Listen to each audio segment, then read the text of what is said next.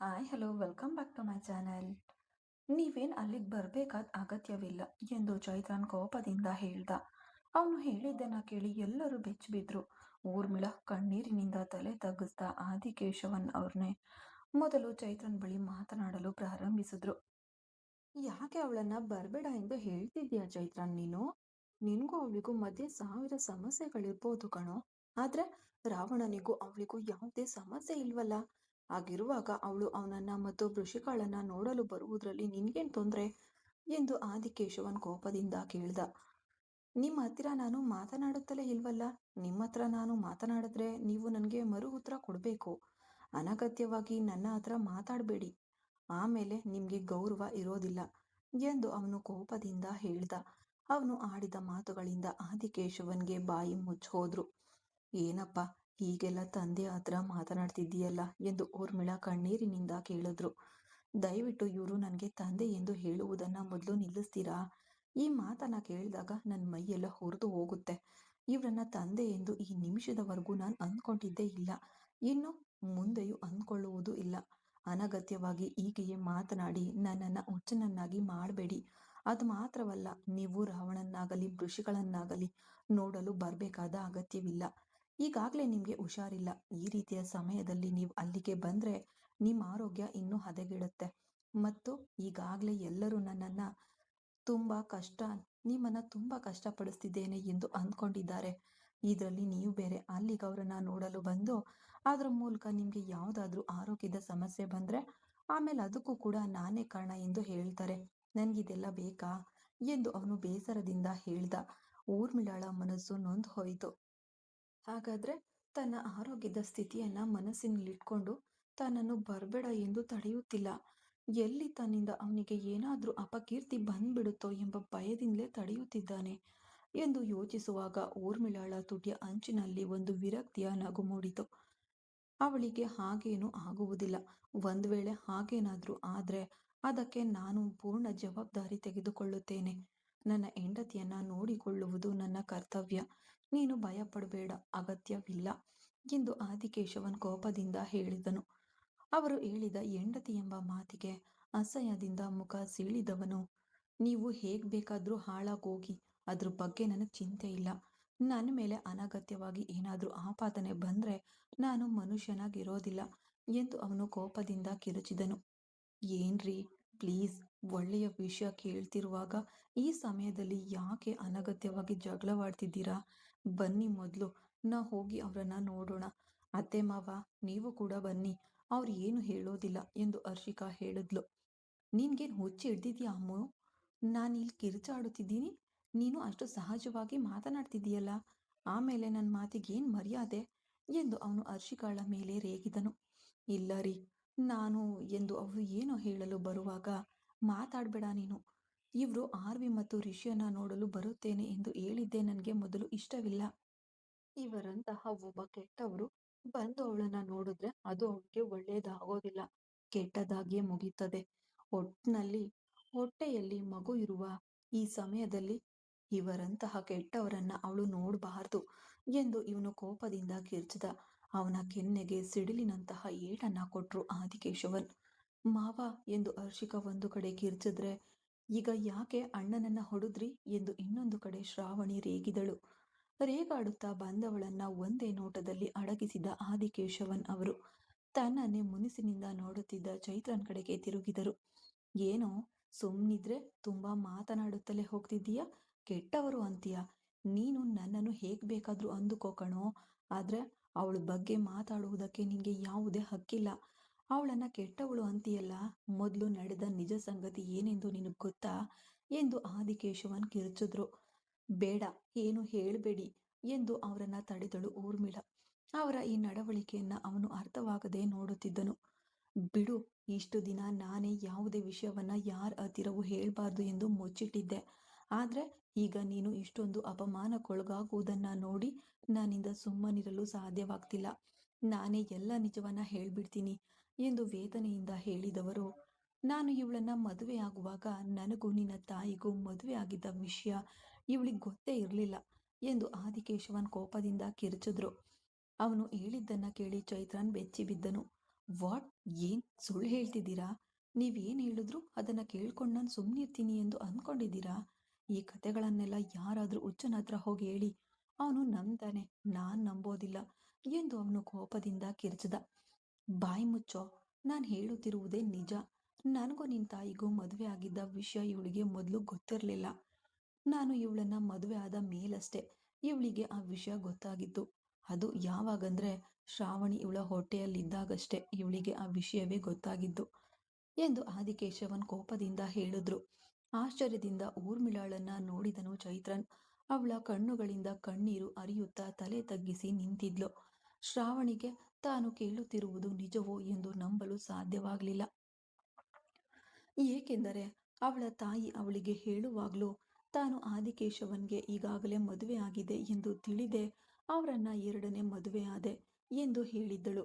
ಈಗ ತಂದೆ ಬೇರೆಯಾಗಿ ಹೇಳುತ್ತಿರುವುದನ್ನ ಕೇಳುವಾಗ ಅವಳಿಗೆ ನಂಬಬೇಕೋ ಬೇಡವೋ ಎಂಬ ಸಂಶಯ ಬಂದಿತು.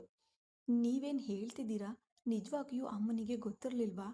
ಆದ್ರೆ ಅವರು ನನ್ನ ಹತ್ರ ನಿಮ್ಗೆ ಈಗಾಗಲೇ ಮದುವೆ ಆಗಿದ್ದು ತಿಳಿದೇ ನಿಮ್ಮನ್ನ ಎರಡನೇ ಮದುವೆ ಆದೆ ಎಂದು ಹೇಳಿದ್ರಲ್ಲ ಎಂದು ಅವಳು ಕೇಳಿದ್ಲು. ಅದು ಅವಳು ನಿನಗಾಗಿ ಹೇಳಿದ ಸುಳ್ಳಮ್ಮ ಎಂದು ಅವಳಿಗಿಂತ ಜೋರಾಗಿ ಕಿರುಚಿದ ಆದಿಕೇಶವನ್. ಚೈತ್ರನ್ ಏನು ಹೇಳದೆ ಊರ್ಮಿಳಾಳನ್ನೇ ನೋಡುತ್ತಾ ನಿಂತಿದ್ದ. ಅವಳು ಅವನ ಮುಖವನ್ನ ನೋಡುವ ಧೈರ್ಯವೂ ಇಲ್ಲದೆ ತಲೆ ತಗ್ಗಿಸಿ ನಿಂತಿದ್ದಳು. ದೃಢವಾದ ಹೆಜ್ಜೆಗಳೊಂದಿಗೆ ಅವಳ ಹತ್ತಿರ ಹೋದವನು ಅವರು ಹೇಳುತ್ತಿರುವುದು ನಿಜಾನ ಎಂದು ಗಂಭೀರವಾದ ಕಂಠದಲ್ಲಿ ಕೇಳಿದನು. ಯಾವುದೇ ಮರು ಉತ್ತರ ನೀಡದೆ ಶಾಂತವಾಗಿ ತಲೆ ತಗ್ಗಿಸಿ ನಿಂತಿದ್ದಳು ಅವಳು. ನಿಮ್ಮನ್ನೇ ಕೇಳ್ತಿದ್ದೇನೆ, ಹೇಳಿ, ಅವರು ಹೇಳುತ್ತಿರುವುದು ನಿಜಾನಾ ಎಂದು ಅವನು ಕಿರುಚಿದ. ನಾನು ಹೇಳುತ್ತಿರುವುದು ನಿಜ, ನಿನ್ನ ತಾಯಿಯ ಮೇಲಾಣೆ ಎಂದು ಕಿರುಚಿದನು ಆದಿಕೇಶವನ್ ಅವರು. ಅದಕ್ಕೆ ಬೆಚ್ಚಿ ಬಿದ್ದವನು ಆಶ್ಚರ್ಯದಿಂದ ಅವರ ಕಡೆಗೆ ತಿರುಗಿ ನೋಡಲು, ಇಲ್ಲಿಂದ ನಾನು ಬಿಸ್ನೆಸ್ ಮೀಟಿಂಗ್ ಆಗಿ ಯುಎಸ್ಗೆ ಹೋಗಿದ್ದೆ. ಆಗ ಅಲ್ಲಿ ಇವಳನ್ನ ನೋಡಿದ ತಕ್ಷಣ ನನಗೆ ತುಂಬಾ ಇಷ್ಟವಾಯಿತು. ಅಲ್ಲಿ ಒಂದು ಆಶ್ರಮದಲ್ಲಿ ಕೆಲಸ ಮಾಡ್ತಾ ಇದ್ಲು. ಇವಳ ತಂದೆ ಒಬ್ಬ ದೊಡ್ಡ ಬಿಸ್ನೆಸ್ ಮ್ಯಾನ್. ಆದ್ರೆ ಆ ಆಡಂಬರ ಇವಳಲ್ಲಿ ಸ್ವಲ್ಪವೂ ಇರದೆ ಒಂದು ಸಾಮಾನ್ಯ ಆಶ್ರಮದಲ್ಲಿ ಕೆಲಸ ಮಾಡ್ತಾ ಇದ್ಲು. ಇವಳ ತಂದೆಯ ಹತ್ರ ಬಿಸ್ನೆಸ್ ಡೀಲಿಂಗ್ ಮಾತನಾಡಲು ಹೋದಾಗ ಇವಳನ್ನ ನೋಡಿ ನನಗೆ ತುಂಬಾ ಇಷ್ಟವಾಯಿತು. ಅದು ಆಶ್ರಮದ ಮಕ್ಕಳ ಮೇಲೆ ಇವಳು ತೋರಿಸುತ್ತಿದ್ದ ಪ್ರೀತಿಯನ್ನ ನೋಡಿ ತಕ್ಷಣ ನನಗೆ ಇವಳು ತುಂಬಾ ತುಂಬಾ ಇಷ್ಟವಾಗ್ಬಿಟ್ಲು. ಹೀಗೆ ನಾನು ಹೇಳುವುದು ಅಸಹ್ಯವೇ, ಆದ್ರೆ ಏನ್ ಮಾಡೋದು? ಆಗ ನನಗೆ ಇವಳ ಮೇಲೆ ಆಸೆ ಉಂಟಾಯಿತು. ನಮ್ಗೊಂದು ಹೆಂಡತಿ ಇದ್ದಾಳೆ, ನಮ್ಗೊಂದು ಮಗು ಇದೆ ಎಂದು ಯೋಚಿಸದೆ ಇವಳನ್ನ ನಾನು ಮದುವೆ ಆಗ್ಬಿಟ್ಟೆ. ಮದುವೆ ಆದ ನಂತರ ವಿಷಯ ತಿಳಿದ ಇವಳು ನನ್ನ ಬಳಿ ಬಂದು, ನಿಮ್ಗೆ ಈಗಾಗಲೇ ಮದುವೆ ಆಗಿದೆಯಾ ಎಂದು ಜಗಳವಾಡಿದ್ಲು. ಅದಕ್ಕೆ ಹೌದು ಎಂದು ಹೇಳಿದ ತಕ್ಷಣ ಇವಳು ನನ್ನನ್ನ ಹೊಡೆದು ಬೈದು, ಇನ್ನು ಮುಂದೆ ನಿಮ್ ಜೊತೆ ನಾನು ಬದುಕೋದಿಲ್ಲ. ಈಗಾಗಲೇ ಮದುವೆ ಆಗಿ ಒಂದು ಮಗು ಇರುವಾಗ ಅವರ ಬಗ್ಗೆ ಸ್ವಲ್ಪವೂ ಯೋಚಿಸದೆ ನನ್ನನ್ನು ಹೀಗೆ ನೀವು ಮದುವೆ ಆಗಿದ್ದೀರಲ್ಲ, ನಿಮ್ಮ ಹೆಂಡತಿಗೆ ದ್ರೋಹ ಮಾಡಿದ್ದೀರಿ ಎಂಬ ಚಿಂತೆ ನಿಮಗೆ ಸ್ವಲ್ಪವೂ ಇಲ್ವಾ ಎಂದು ಜಗಳವಾಡಿ ವೇಗವಾಗಿ ಮನೆಯನ್ನ ಬಿಟ್ಟು ಹೊರಡುತ್ತೇನೆ ಎಂದು ತನ್ನ ತಂದೆಯ ಬಳಿ ಹೋಗಿ ವಿಷಯವನ್ನ ತಿಳಿಸಿದ್ಲು. ಅವರನ್ನ ಕರೆದುಕೊಂಡು ಹೊರಡುವಾಗಲೇ ತನ್ನ ಮಗಳಿಗೆ ಇಂತಹ ಒಂದು ಜೀವನ ಲಭಿಸಿತಲ್ಲ ಎಂಬ ಆಘಾತದಲ್ಲಿ ಅವರ ತಂದೆಗೆ ಹಾರ್ಟ್ ಅಟ್ಯಾಕ್ ಬಂದು ಅಲ್ಲೇ ಸಾವನ್ನಪ್ಪಿದರು. ಅದರ ನಂತರ ಇವಳನ್ನ ತುಂಬಾ ಮಾತನಾಡಿಸಿ ಒಪ್ಪಿಸಿ ನಾನು ಇಂಡಿಯಾಕ್ಕೆ ಕರ್ಕೊಂಡು ಬರಬಹುದು ಅಂದುಕೊಂಡಿದ್ದ ಸಮಯದಲ್ಲಿಯೇ ಇಲ್ಲಿ ಮೀನಾಕ್ಷಿಯ ವಿಷಯ ತಿಳಿಯಿತು ಎಂದು ಅರ್ಧದಲ್ಲೇ ನಿಲ್ಲಿಸಿದವರ ಧ್ವನಿ ಗದ್ಗದಿತವಾಯಿತು. ಚೈತ್ರನ ಕಣ್ಣುಗಳು ತೇವವಾದವು. ಮತ್ತೆ ತನ್ನನ್ನು ತಾನು ಚೇತರಿಸಿಕೊಂಡವರು, ಮೀನಾಕ್ಷಿ ತೀರಿಕೊಂಡಿದ್ದಾಳೆ ಎಂದು ತಿಳಿದ ತಕ್ಷಣ ನಾನು ಇವಳನ್ನ ಇಲ್ಲಿಗೆ ಕರ್ಕೊಂಡು ಬರುವುದು ಬೇಡ ಎಂದು ಅಲ್ಲೇ ಬಿಟ್ಬಿಟ್ಟೆ. ಯಾಕೆಂದ್ರೆ ಆಗ ಖಂಡಿತವಾಗಿಯೂ ನೆಂಟರಿಷ್ಟರಿಗೆಲ್ಲರಿಗೂ ಈ ವಿಷಯ ತಿಳಿದಿರುತ್ತಿತ್ತು. ಆ ಸಮಯದಲ್ಲಿ ಇವಳನ್ನ ಕರ್ಕೊಂಡು ಬಂದ್ರೆ ಸಮಸ್ಯೆಗಳಾಗುತ್ತವೆ ಎಂದು ನನಗೆ ಅನಿಸ್ತು. ಅದಕ್ಕಾಗಿಯೇ ಇವಳನ್ನ ಬಿಟ್ಟು ನಾನು ಇಲ್ಲಿಗೆ ಬಂದೆ. ನಿನ್ನನ್ನು ಹಾಗೆಯೇ ನನ್ನ ಜೊತೆ ಇಲ್ಲಿಗೆ ಕರ್ಕೊಂಡು ಹೋಗೋಣ ಅಂದ್ಕೊಂಡೆ. ನನ್ನನ್ನು ಅಲ್ಲಿಂದ ಇಲ್ಲಿಗೆ ಕಳುಹಿಸುವಾಗ ಇವಳು ಹೇಳಿದ ವಿಷಯವು ನಿನ್ನನ್ನು ಜೊತೆಯಲ್ಲೇ ಕರ್ಕೊಂಡು ಬರಬೇಕು ಎಂದೇ ಹೇಳಿ ಕಳಿಸಿದ್ಲು. ತಾಯಿ ಇಲ್ಲದೆ ನೀನು ಒಂಟಿಯಾಗಿ ಕಷ್ಟಪಡಬಾರ್ದು ಎಂದು ನಿನ್ನನ್ನು ಇವಳೇ ಸಾಕ್ಬೇಕೆಂದು ಆಸೆ ಪಟ್ಲು. ನಿನಗೆ ಒಬ್ಬ ತಾಯಿಯಾಗಿ ಎಲ್ಲವನ್ನ ನಿನಗೆ ಮಾಡಬೇಕೆಂದು ಇವಳು ಯೋಚಿಸಿಯೇ ನಿನ್ನನ್ನು ಕರೆದುಕೊಂಡು ಬರಲು ಹೇಳಿದ್ದು. ನಾನು ಅದಕ್ಕಾಗಿಯೇ ನಿನ್ನನ್ನು ಇಲ್ಲಿಂದ ಕರ್ಕೊಂಡು ಹೋಗೋಣ ಎಂದು ಬಂದೆ. ಆದರೆ ನೀನು ನನ್ನ ಜೊತೆ ಬರುವುದಿಲ್ಲ ಎಂದು ಜಗಳವಾಡಿದ್ರಿಂದ ನಾನು ಒಬ್ಬನೇ ಮತ್ತೆ ಅಲ್ಲಿಗೆ ಹಿಂತಿರುಗಿದೆ. ಅದರ ನಂತರ ಇವಳು ನನ್ನ ಹತ್ರ ಮಾತನಾಡುವುದನ್ನೇ ನಿಲ್ಲಿಸ್ಬಿಟ್ಲು. ನಿನಗೆ ಒಂದು ವಿಷಯ ಗೊತ್ತಾ? ಇವಳು ನನ್ನ ಬಳಿ ಸರಿಯಾಗಿ ಮಾತನಾಡಿ ಹಲವು ವರ್ಷಗಳೇ ಕಳೆದಿವೆ. ಎಂದು ಆದಿಕೇಶವ ನೋವಿನಿಂದ ಹೇಳಿದ್ರು. ಚೈತ್ರನ್ ಆಶ್ಚರ್ಯದಿಂದ ಊರ್ಮಿಳಾಳ ಕಡೆಗೆ ತಿರುಗಿ ನೋಡಿದನು. ಮೀನಾಕ್ಷಿ ತೀರಿಕೊಂಡಾಗಿನಿಂದ ಇಂದಿನವರೆಗೂ ಇವಳು ನನ್ನ ಬಳಿ ಮಾತನಾಡಿದ ಮಾತುಗಳನ್ನ ಬೆರಳೆಣಿಕೆಯಲ್ಲಿ ಎಣಿಸಬಹುದು. ಅದು ನಾನು ಕೇಳುವ ಪ್ರಶ್ನೆಗೆ ಮಾತ್ರವೇ ಮರು ಉತ್ತರ ನೀಡುತ್ತಾಳೆ. ಅವಳಾಗಿಯೇ ನನ್ನ ಬಳಿ ಬಂದು ಇದುವರೆಗೆ ಯಾವುದೇ ಮಾತನಾಡಿದ್ದೇ ಇಲ್ಲ. ಶ್ರಾವಣಿ ಹತ್ತಿರ ಕೂಡ ಅವಳು ನಿನ್ನ ಬಗೆಗಿನ ವಿಷಯವನ್ನ ಹೇಳದೆ ಮುಚ್ಚಿಡಬಹುದಿತ್ತು. ಆದ್ರೆ ಯಾಕೆ ಹೇಳಿದಳು ಗೊತ್ತಾ? ನೀನು ಇಲ್ಲಿ ಯಾರ ಆಸರೆಯೂ ಇಲ್ಲದೆ ಒಂಟಿಯಾಗಿ ಕಷ್ಟಪಡಬಾರ್ದು ಎಂದು ಅವಳ ಬಳಿ ವಿಷಯವನ್ನ ಹೇಳಿ ತನ್ನನ್ನೇ ಅಲ್ಲಿ ತಪ್ಪಿತಸ್ಥಳನ್ನಾಗಿ ತೋರಿಸಿಕೊಂಡು ಶ್ರಾವಣಿ ತನ್ನನ್ನ ದ್ವೇಷಿಸುವಂತೆ ಮಾಡ್ಕೊಂಡ್ಳು. ಸಾಮಾನ್ಯವಾಗಿ ಈ ವಿಷಯವನ್ನ ಶ್ರಾವಣಿಗೆ ಹೇಳಿದ್ರೆ ಅವಳು ಖಂಡಿತವಾಗಿಯೂ ನಿನ್ನನ್ನು ಹುಡುಕಿಕೊಂಡು ಇಲ್ಲಿಗೆ ಬರ್ತಿರ್ಲಿಲ್ಲ. ಅವಳಿಗೆ ನಾನು ಮತ್ತು ಅವಳ ತಾಯಿಯೇ ಆ ಸಮಯದಲ್ಲಿ ದೊಡ್ಡದಾಗಿ ಕಾಣಿಸುತ್ತಿದ್ದೆವು. ಇದೇ ತನ್ನ ಮೇಲೆಯೇ ತಪ್ಪು ಇರುವ ಹಾಗೆ ತೋರಿಸಿಕೊಂಡರೆ ಖಂಡಿತವಾಗಿಯೂ ನಮ್ಮಿಬ್ಬರನ್ನ ದ್ವೇಷಿಸಿ ಅವಳು ಇಲ್ಲಿಗೆ ಬಂದ್ಬಿಡ್ತಾಳೆ ಎಂದು ಊರ್ಮಿಳಾಗೆ ಅನ್ನಿಸಿತು. ಕೊನೆಯಲ್ಲಿ ಅವಳು ಅಂದುಕೊಂಡಂತೆಯೇ ಆಯಿತು. ನಮ್ಮ ಮಗಳು ನಮ್ಮಿಂದ ದೂರವಾಗ್ಬಿಟ್ಲು. ಹೀಗೆ ಎಲ್ಲವನ್ನ ಒಳ್ಳೆಯದಕ್ಕಾಗಿಯೇ ಮಾಡಿದ ಅವಳಿಗೆ ಸಿಕ್ಕಿದ ಹೆಸರು ಏನೇನು ಗೊತ್ತಾ? ಈಗ ನೀನು ಹೇಳಿದ್ಯಲ್ಲ, ಕೆಟ್ಟವಳು ಎಂದು ಆ ಹೆಸರು ಮಾತ್ರವೇ ಎಂದು ಆದಿಕೇಶವನ್ ಕಣ್ಣೀರಿನಿಂದ ಹೇಳಲು ಚೈತ್ರನ್ ಊರ್ಮಿಳಾಳನ್ನೇ ಕಣ್ಣಿಕ್ಕದೆ ನೋಡ್ತಾ ಇದ್ದ. ಆದರೆ ಅವಳು ಇವನ ನೋಟವನ್ನ ಎದುರಿಸಲಾಗದೆ ಬೇರೆ ಕಡೆಗೆ ತಿರುಗಿ ಮನಸ್ಸು ನೊಂದು ಬಿಕ್ಕಿ ಬಿಕ್ಕಿ ಅಳುತ್ತಿದ್ದಳು. ರಾವಣನ ಮನೆಯಲ್ಲಿ ಒಂದೇ ಸಂಭ್ರಮ ಸಡಗರವಾಗಿತ್ತು. ಆದವಿ ಓಡಿ ಓಡಿ ತನ್ನ ಮಗಳಿಗಾಗಿ ಅಡುಗೆ ಮಾಡ್ತಾ ಇದ್ರು. ಶ್ರಾವಣಿ ಅವಳು ಮಾಡುತ್ತಿರುವ ತಿಂಡಿಗಳನ್ನೆಲ್ಲ ಒಂದು ಕಡೆಯಿಂದ ಖಾಲಿ ಮಾಡ್ತಾ ಇದ್ಲು. ಕಿಚನ್ನೊಳಗೆ ಪ್ರವೇಶಿಸಿದ ಚೈತ್ರನ್ ಶ್ರಾವಣಿಯ ತಲೆಗೆ ಜೋರಾಗಿ ಒಂದು ಗುದ್ದು ನೀಡಿದನು. ತಲೆಯನ್ನ ಸವರುತ್ತಲೇ ಅವಳು ಅವನನ್ನ ನಿಮಿರಿ ನೋಡ್ದ. ಕಣ್ಣುಗಳನ್ನ ಉರುಳಿಸಿ ಅವಳನ್ನ ಮುನಿಸಿನಿಂದ ನೋಡಿದವನು, ಮಾಡುವುದನ್ನೆಲ್ಲ ನೀನೇ ತಿನ್ನುತ್ತಾ ಇದ್ರೆ ಆಮೇಲೆ ನಾವ್ ಏನೇ ಮಾಡೋದು? ಮೊದಲು ಎದ್ದು ಇಲ್ಲಿಂದ ಹೊರಗೋಗು ಕುಟ್ಟಿ ಸೈತಾನ್ ಎಂದು ಅವನು ಕೋಪದಿಂದ ಹೇಳ್ದ. ಹೋಗಲು ಸಾಧ್ಯವಿಲ್ಲ, ಹೋಗೋ ಎಂದು ಜೋರಾಗಿ ಹೇಳಿ ಆಹಾರವನ್ನ ಬಚ್ಚಿಟ್ಕೊಂಡಳು. ಅವಳ ಈ ನಡವಳಿಕೆಯಿಂದ ಮತ್ತಷ್ಟು ಕೋಪದಲ್ಲಿ ಕೆಂಪಾದವನು ಬೇಕಂತಲೇ ಅವಳ ತಲೆಗೆ ಚುರುಕಾಗಿ ಮತ್ತೊಂದು ಗುದ್ದು ನೀಡಿ ವೇಗವಾಗಿ ಅಲ್ಲಿಂದ ಹೊರಟೋದನು. ಅಮ್ಮ ಎಂದು ದಾರಿಯಲ್ಲಿ ಕಿರುಚಿದವಳು ಅಲ್ಲಿದ್ದ ಕ್ಯಾರೆಟ್ ತುಂಡನ್ನ ತೆಗೆದು ಅವನ ಮೇಲೆ ಎಸೆದಳು. ಅದು ಅವನ ಮೇಲೆ ಬೀಳದೆ ಎದುರಿಗೆ ಬರುತ್ತಿದ್ದ ಹರ್ಷಿಯ ತಲೆಗೆ ಬಿದ್ದಿತು. ಎಮ್ಮೆ ಎಂದು ಕಿರುಚುತ್ತಾ ತಲೆಯನ್ನ ಸವರಿಕೊಂಡ ಹರ್ಷಿಕಾ ಸೊಂಟದ ಮೇಲೆ ಕೈ ಇಟ್ಟು ಶ್ರಾವಣಿಯನ್ನ ಮುನಿಸಿನಿಂದ ನೋಡ್ತಾ ಇದ್ಲು. ಅಯ್ಯೋ ಅದ್ಕೆ ನಾನು ನಿಮ್ಮನ್ನ ಹೊಡೆಯುವುದಕ್ಕಾಗಿ ಅದನ್ನ ಎಸಿಲಿಲ್ಲ. ಈಗೋ ನನ್ನ ಜೊತೆ ಹುಟ್ಟಿದ್ಯಲ್ಲ ಪಿಶಾಚಿ, ಒಬ್ಬನಿದ್ದಾನಲ್ಲ ಅವನ ತಲೆಗೆ ಹೊಡೆದ್ಬಿಟ್ಟು ಹೋಗ್ಬಿಟ್ಟ. ಅದಕ್ಕೆ ಅವನನ್ನ ಹೊಡೆಯೋಣ ಎಂದು ನಾನು ಅದನ್ನ ತೆಗೆದೆಸ್ದೆ. ಅದು ತಿಳಿದೆ ನಿಮ್ಮ ಮೇಲೆ ಬಿದ್ದ್ಬಿಟ್ಟಿತು. ಸಾರಿ ಅದ್ಕೆ ಎಂದು ಪೆಚ್ಚು ಮುಖ ಮಾಡಿಕೊಂಡು ಅವಳು ಹೇಳ್ತಾ ಇದ್ಲು. ಅವಳ ನಡವಳಿಕೆಗೆ ನಕ್ಕ ಹರ್ಷಿಕಾ, ಅಣ್ಣನಿಗೂ ತಂಗಿಗೂ ಯಾವಾಗ ನೋಡಿದ್ರೂ ಜಗಳ ಆಡೋದೇ ಕೆಲಸವಾಗಿದೆ. ಆದರೆ ಎದುರಿಗೆ ನೋಡಿದ್ರೆ ಮುಖ ತಿರುಗಿಸ್ಕೊಂಡು ಹೋಗ್ತೀರಾ. ನಿಮ್ಮನ್ನೆಲ್ಲ ಏನು ಹೇಳಬೇಕೋ ತಿಳಿತಿಲ್ಲ. ಮನಸ್ಸಿನೊಳಗೆ ಪ್ರೀತಿ ಇರುವುದು, ಅದನ್ನು ಹೊರಗೆ ತೋರಿಸಿದ್ರೆ ಏನು ತಪ್ಪಾಗುತ್ತೋ? ಯಾಕೆ ಇಬ್ರು ಶತ್ರುಗಳ ತರಹ ಜಗಳವಾಡುತ್ತಾ ಅಲಿಯುತ್ತಿದ್ದೀರಲ್ಲ ಎಂದು ಹರ್ಷಿಕಾ ನಗುತ್ತಾ ಕೇಳ್ತಾಳೆ. ಅದನ್ನು ಅವನತ್ರ ಕೇಳಿ. ಯಾವಾಗ ನೋಡಿದ್ರೂ ನನ್ನನ್ನು ಹೊಡಿತಲೇ ಇರ್ತಾನೆ, ಇಲ್ದಿದ್ರೆ ಬೈತಲೇ ಇರ್ತಾನೆ. ಒಬ್ಬ ಅಣ್ಣನಾಗಿ ಇದುವರೆಗೆ ನನಗಾಗಿ ಏನಾದರೂ ಮಾಡಿದ್ದಾನಾ? ಒಂದೂ ಇಲ್ಲ. ಆದರೆ ನನ್ನನ್ನು ಹೊಡಿಬೇಕಂದ್ರೆ ಮಾತ್ರ ಎಲ್ಲರಿಗಿಂತ ಮುಂಚೆ ಬಂದ್ಬಿಡ್ತಾನೆ. ಶುದ್ಧ ಹುಚ್ಚ ಅವನು ಎಂದು ಶ್ರಾವಣಿ ಕಿರುಚಲು ಅವಳ ಬಾಯಿಗೆ ಓಡಿದಳು ಹರ್ಷಿಕಾ. ಏನೇ, ನನ್ನ ಗಂಡನನ್ನ ನನ್ನ ಎದುರಿಗೆ ಮರ್ಯಾದೆ ಇಲ್ಲದೆ ಅವನು ಇವನು ಎಂದು ಮಾತಾಡ್ತೀಯಾ? ನಿನ್ಗೆಷ್ಟು ಕೊಬ್ಬಿರಬೇಕು ಎಂದು ಹರ್ಷಿಕಾ ಕೋಪದಲ್ಲಿರುವಂತೆ ನಟಿಸಿ ಕೇಳಿದ್ಲು. ಮುಖವನ್ನ ಪೆಚ್ಚಾಗಿ ಇಟ್ಕೊಂಡಳು ಶ್ರಾವಣಿ. ಅಂದ್ರೆ ಮುಖವನ್ನ ಹೀಗೆ ಇಟ್ಕೊಂಡು ಎಲ್ಲರನ್ನ ಯಾಮಾರಿಸುವ ಸರಿಯಾದ ಫ್ರಾಡ್ ಕಣೆ ನೀನು ಎಂದು ಅವಳ ಕಿವಿಯನ್ನ ನೋವಾಗದಂತೆ ತಿರುಚುತ್ತಾ ಹರ್ಷಿ ಹೇಳಿದ್ಲು. ಅವಳಿಗೆ ನಾಲಿಗೆ ಸೀಳಿ ವಕ್ರಮುಖ ತೋರಿಸಿದಳು ಅವಳು. ಇವರ ಜಗಳ ಒಂದು ಕಡೆ ನಡೆಯುತ್ತಿರಲು ಆದಿಕೇಶವನ್ ಮತ್ತು ವಾಸುದೇವನ್ ಉದ್ಯಮಕ್ಕೆ ಸಂಬಂಧಿಸಿದಂತೆ ಏನೋ ಮಾತಾಡ್ತಿದ್ರು ತಮಗೆ ತಾವೇ. ಊರ್ಮಿಳಾಗೆ ಯಾವುದೇ ಕೆಲಸವನ್ನ ಮಾಡಬಾರ್ದು ಎಂದು ಮನೆಯವರೆಲ್ಲರೂ ಹೇಳ್ಬಿಟ್ಟಿದ್ರಿಂದ ಪೆಚ್ಚಾಗಿ ಎಲ್ಲವನ್ನ ನೋಡುತ್ತಾ ಕುಳಿತಿದ್ರು ಅವರು. ಓಡಿ ಓಡಿ ಕೆಲಸ ಮಾಡುತ್ತಿದ್ದವರಿಗೆ ಹೀಗೆ ಸುಮ್ಮನೆ ಕುಳಿತುಕೊಳ್ಳುವುದು ಇಷ್ಟವಾಗದೆ ಹೋಯಿತು. ಮುಖವನ್ನ ಬೇಸರದಿಂದ ಇಟ್ಕೊಂಡು ನೋಡುತ್ತಿದ್ದವರ ಮುಂದೆ ಒಂದು ಪುಸ್ತಕವನ್ನ ಚಾಚಿತು ಒಂದು ಕೈ. ಯಾರೆಂದು ಅವರು ನೋಡಲು ಅವರ ಮುಂದೆ ನಿಂತಿರುವುದು ಸಾಕ್ಷಾತ್ ಚೈತ್ರನ್ನೇ ಆಗಿದ್ದನು. ಅವನನ್ನ ಕಂಡು ಆಶ್ಚರ್ಯದಿಂದ ಕಣ್ಣುಗಳನ್ನು ಅರಳಿಸಿದವರು ಅವನು ಯಾವ ಪುಸ್ತಕವನ್ನ ಕೈಗೆ ಕೊಡ್ತಿದ್ದಾನೆ ಎಂದು ನೋಡುವುದಕ್ಕಾಗಿ ಅದನ್ನ ಕೈಗೆ ಪಡೆದರು. ಅದೊಂದು ಇಂಗ್ಲಿಷ್ ಪುಸ್ತಕವಾಗಿತ್ತು. ಇದು ನಾನು ಯೂಸ್ ಮಾಡುವ ಬುಕ್ಕು. ನಾನು ಓದಿ ಮುಗಿಸ್ಬಿಟ್ಟೆ. ತುಂಬ ಇಂಟ್ರೆಸ್ಟಿಂಗ್ ಆಗಿದೆ. ನಿಮಗೆ ಓದಲು ಇಷ್ಟವಿದ್ರೆ ಓದಿ.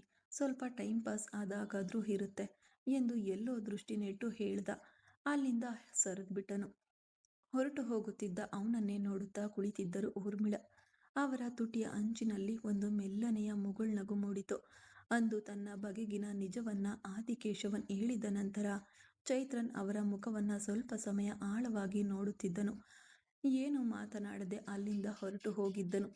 ಅದರ ನಂತರ ಅವಳ ಹತ್ತಿರ ಬಂದು ಬೆರೆಯದಿದ್ದರೂ ಹೀಗೆ ಅವರಿಗೆ ಅಗತ್ಯವಿರುವ ಸಣ್ಣ ಪುಟ್ಟ ವಿಷಯಗಳನ್ನ ಕೂಡ ಅವನೇ ಮಾಡುತ್ತಿದ್ದನು.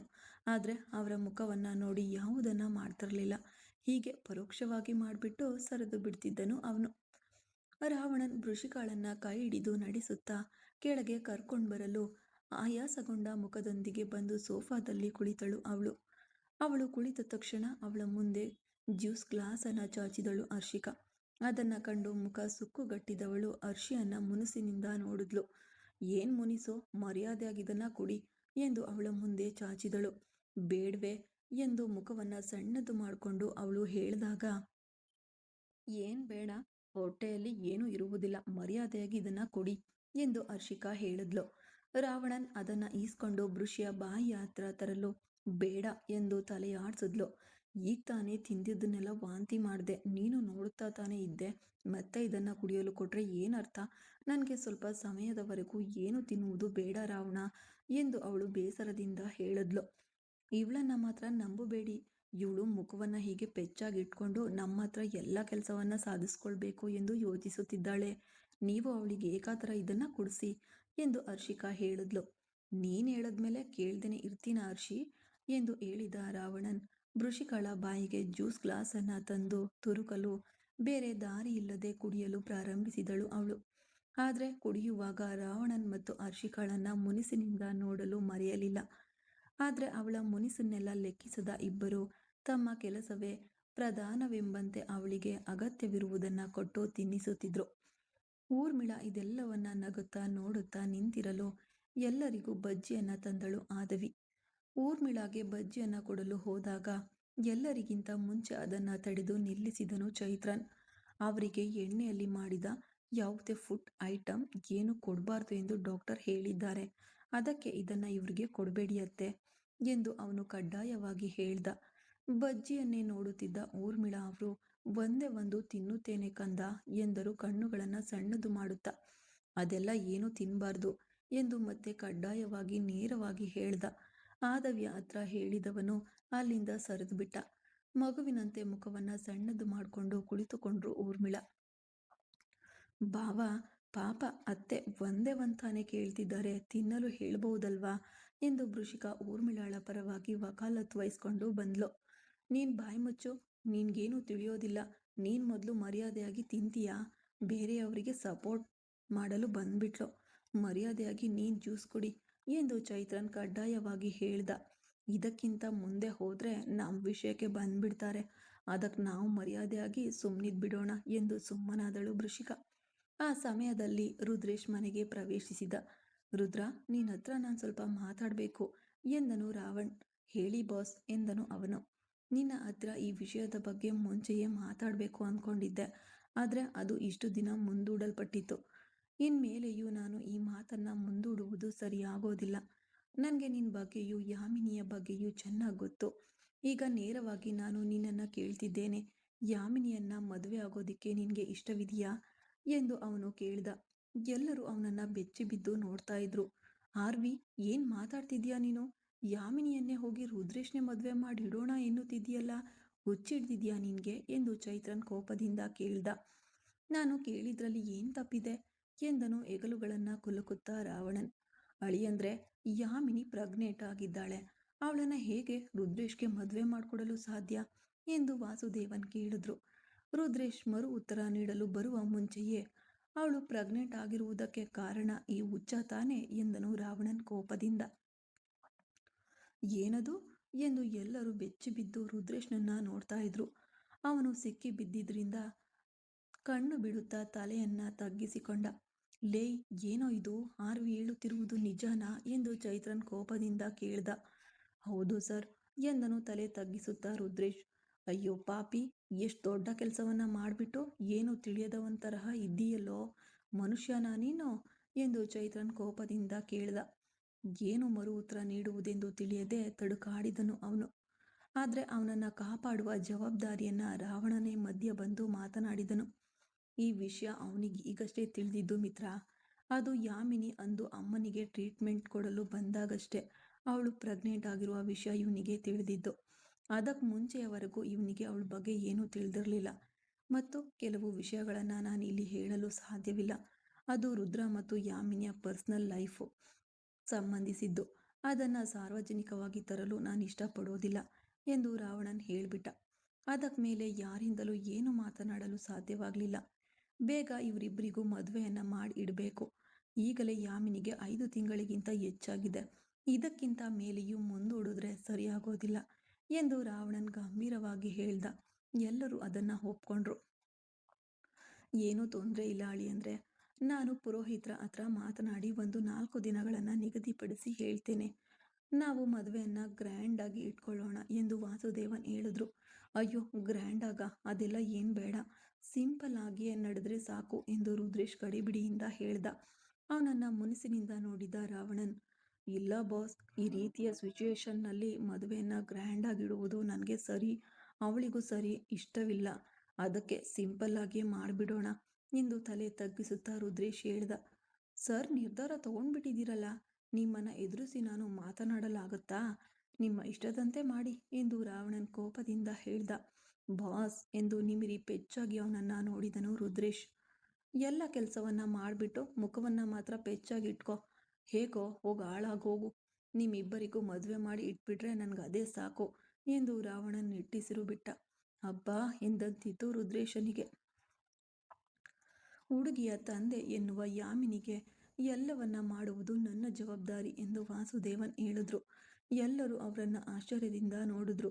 ಏನು ಎಲ್ಲರೂ ಹಾಗೆ ನೋಡ್ತಿದ್ದೀರಾ? ನನಗೂ ಅವಳು ಒಂದು ಮಗಳ ತರಹವೇ ಅಲ್ವಾ? ಅದಕ್ಕೆ ಅವಳಿಗೆ ತಂದೆ ತಾಯಿ ಎನ್ನುವ ಸ್ಥಾನದಲ್ಲಿದ್ದು ನಾನು ಆದವಿಯು ಎಲ್ಲವನ್ನ ಮಾಡ್ತೀವಿ. ಏನಾದವಿ, ನಾನು ಹೇಳುತ್ತಿರುವುದು ಸರಿ ತಾನೆ ಎಂದು ತನ್ನ ಹೆಂಡತಿಯನ್ನ ಅವರು ಕೇಳಿದ್ರು. ಖಂಡಿತವಾಗಿಯೂ ರೀ, ಇದರಲ್ಲಿ ಏನು ಸಂಶಯ ಎಂದರು ನಗುತ್ತಾ ಆದವಿ. ಮುಂದುವರಿಯುವುದು ಮುಂದಿನ ಭಾಗದಲ್ಲಿ. ಕತೆ ಇಷ್ಟ ಆದರೆ ಲೈಕ್ ಮಾಡಿ, ಕಮೆಂಟ್ ಮಾಡಿ, ಹಾಗೆ ಸಪೋರ್ಟ್ ಮಾಡ್ತಾ ಇರಿ. Thank you.